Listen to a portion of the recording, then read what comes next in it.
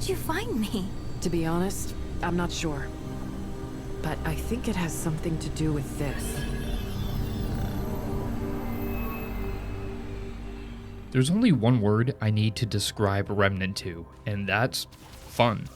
In fact, Remnant 2 is the most fun I've had with a title all year, which entirely blew my socks off being a gamer that really didn't enjoy Gunfire Games' first Remnant a couple years back. I don't really know what it was about Remnant from the Ashes that failed to get me invested, but what's important is their second outing has me absolutely hooked. While fun is a simplistic word to use when describing the integrity of the game, that word holds significant meaning because if a game isn't enjoyable, well, then I think it missed the mark. But what makes it so fun? Well, I'll tell you. Gunfire managed to cram so many elements and varied content into this game that sits below the maximum asking price for a game now, which in Canada is over $100 just for the standard edition of a game.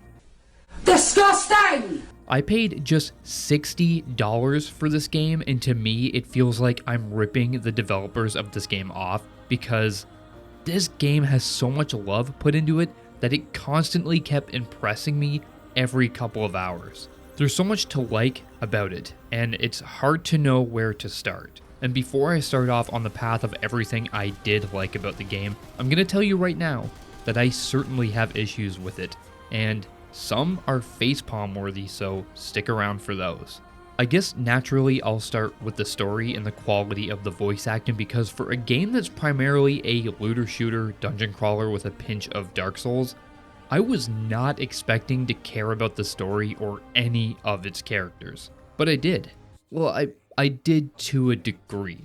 The main plot is pretty forgettable. It's a generic save the world plot where you have to go find somebody, help them get pieces to this weapon that can save the world. But some of the characters you meet along the way are really interesting and they have interesting pieces of dialogue if you want to hear them. This game allows you to delve deeper into the lore by asking questions and getting to know the people and their worlds. I'm sure a lot of people probably skipped right over this dialogue to get back into the action because it isn't really information that you need to know, but those people are missing out because most of the voice acting in this game is pretty damn incredible. Plus there's a decent amount of lore here if you really want to uncover it, but I'm glad that it also doesn't push this lore down the player's throat. My favorite interaction in this game was talking to a man that was on the verge of insanity placed in a sane asylum. You couldn't quite tell if he had completely lost it or if he was telling the truth, but he was talking to me about some kind of creature that was plaguing his nightmares and his other fellow inmates as well. The asylum, mate. The asylum. You ask them, and they'll say we're crazy, all of us. But no. They're the ones who are crazy. They don't. Lo and behold, this was a creature that I actually had to track down and kill, which in turn led to this really horror-infused boss fight within the asylum, and it was a moment that truly got me hooked. After that, I couldn't put the game down. Sure, nobody's gonna walk away from this title with the story in the back of their minds, because it's not all that intriguing. Like I said, it's pretty generic. But the quality of the writing and the voice acting really makes me want to see what Gunfire can do with a more narrative-focused game, because I think it's some of the best writing and voice acting I've listened to in recent memory. Also, the dialogue is written in a way that doesn't always get right to the point. Characters will tell long stories that make them feel grounded, and the game never feels like it thinks its players are 5 years old and they need to explain everything with exposition. It's written in a way that makes you want to ask questions, and I really appreciate that. While we're on the topic of voice acting, I should also bring up how immaculate the audio design throughout the entire game is. Everything has a satisfying audio feedback, whether it's sending foes to their demise, firing your weapon, or hell, even just walking around in the overworlds. Nightweaver, Nightweaver, Nightweaver. What's that?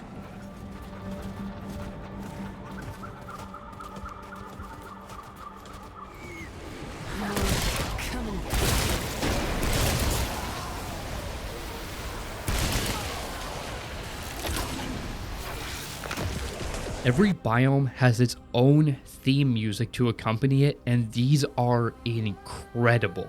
I could listen to some of these all freaking day.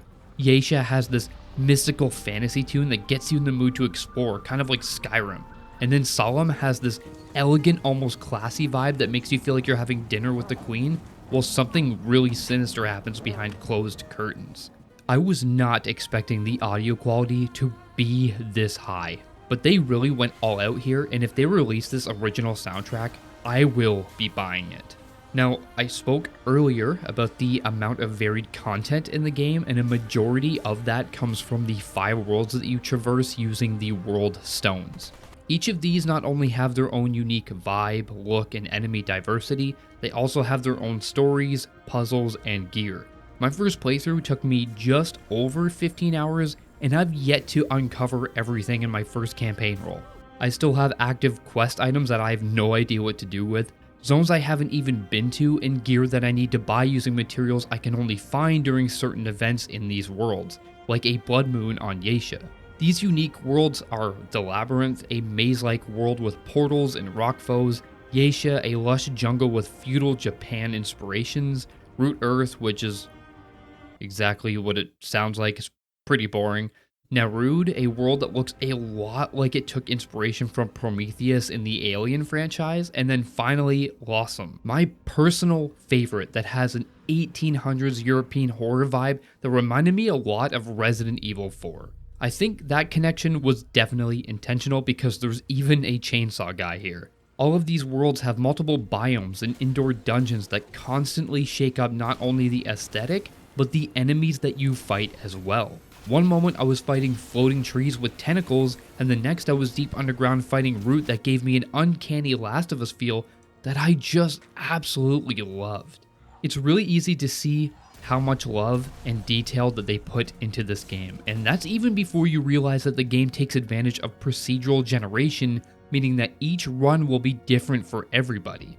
I don't think I've ever seen procedural generation done in this way before because it was really hard for me to tell that it was procedural at all. A lot of the areas I went through felt handcrafted, and while some of them are to move the story along, most of them aren't. That's a very impressive feat because it seems to me that they utilize procedural generation to make their game better instead of building their entire game around it like No Man's Sky did. Nothing wrong with No Man's Sky if you love that game, but it's clear when you play it that it really lacks that human touch.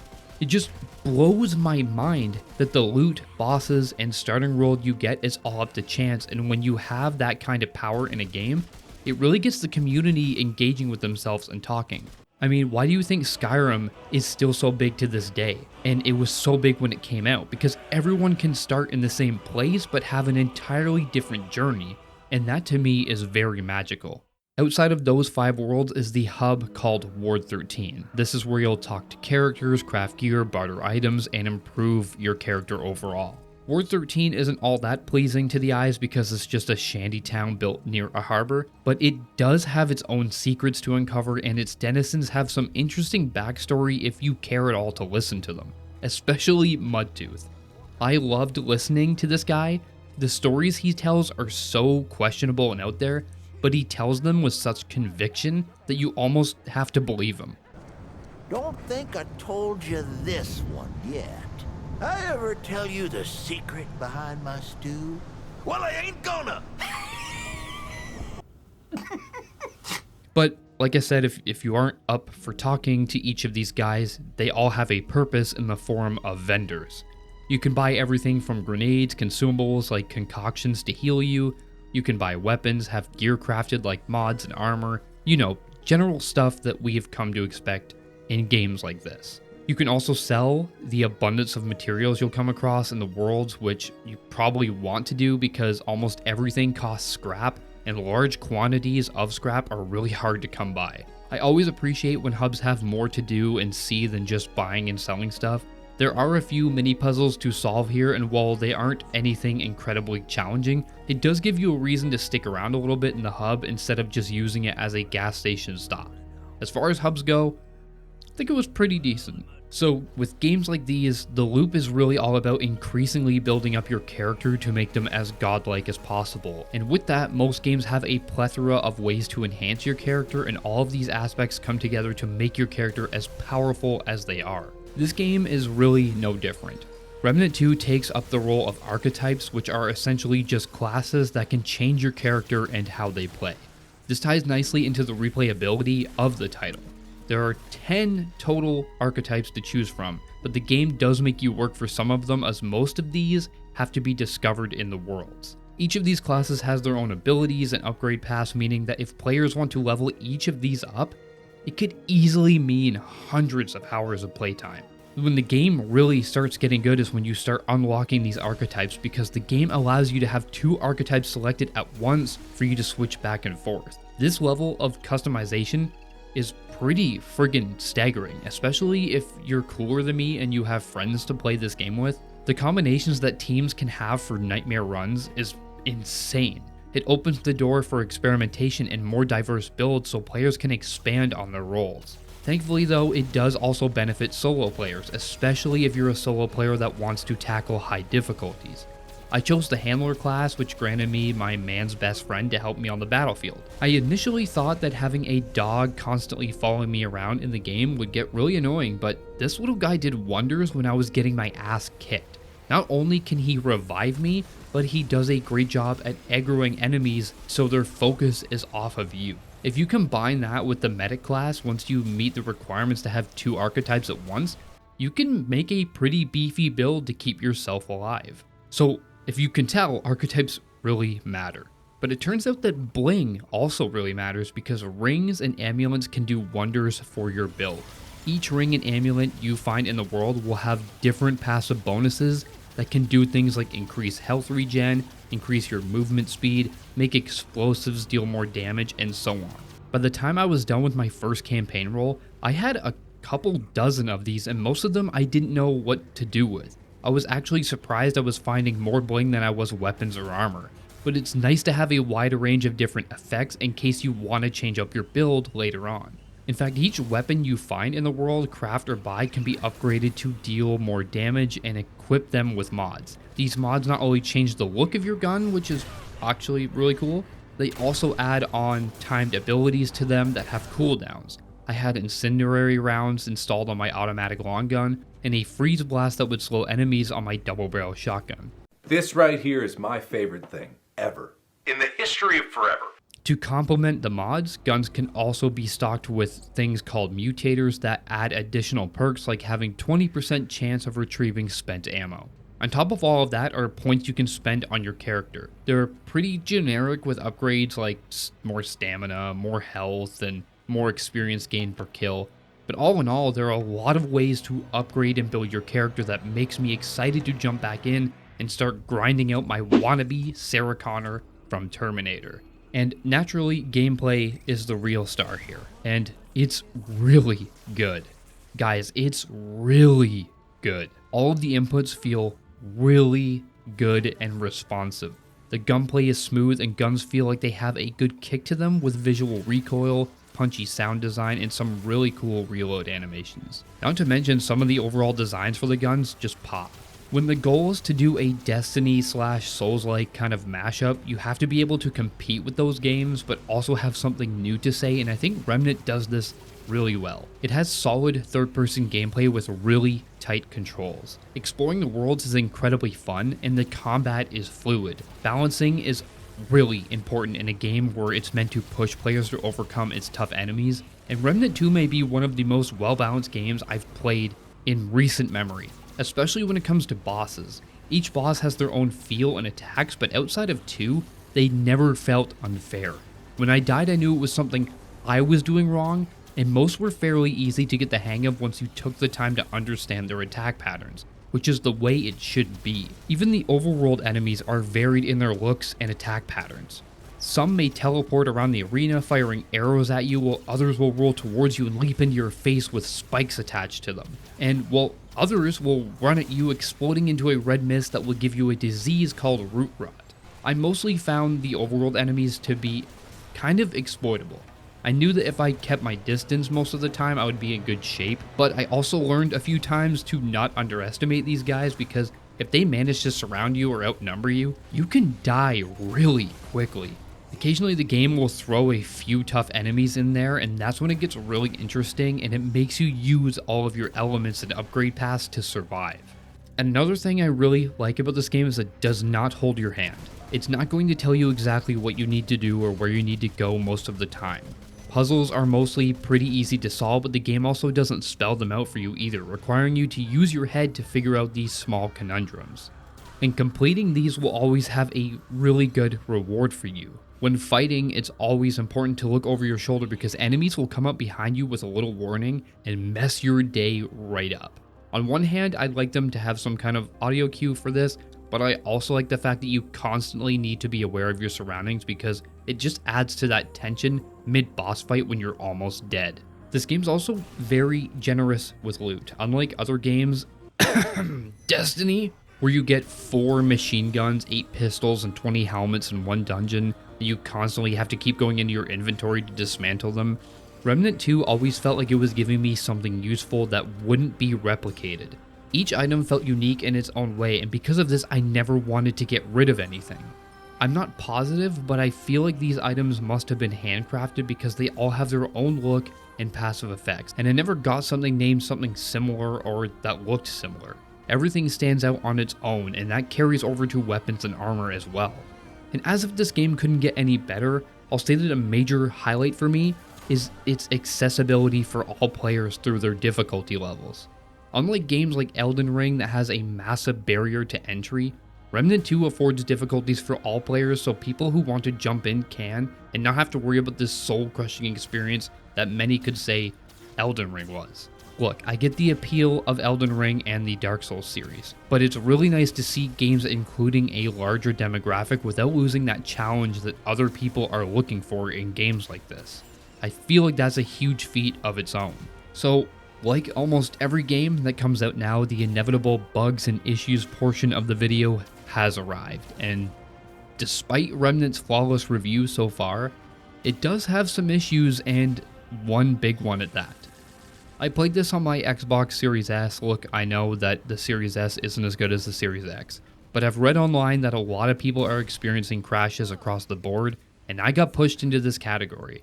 Luckily, it has only happened 3 times, but it still sucks. The AI for my canine buddy seemed really inconsistent as well. There were times where he would just stand around, not really doing anything, not attacking anything, even after I commanded him to attack. This happened quite a few times, but I'm sure a patch could easily fix this. The worst issue I had related to performance was the final boss section. I'm not sure what it is about this arena specifically, but my game chugged during this entire boss fight. This game is capped at 30 FPS on my Series S, which is already unfortunate, but when the final boss fight of this game sends my game into the low 20s for frames, that's a huge issue. This game relies on precision to be able to succeed in these fights, and when the game is occasionally hitting 10 frames per second during an attack, well, it was really aggravating. It was already hard enough to see what's going on because of some terrible checkerboarding that the game has. I mean, look at this. Like, what is happening here? This is the worst! So, I hope that they fix this issue because the final boss fight needs to run smooth.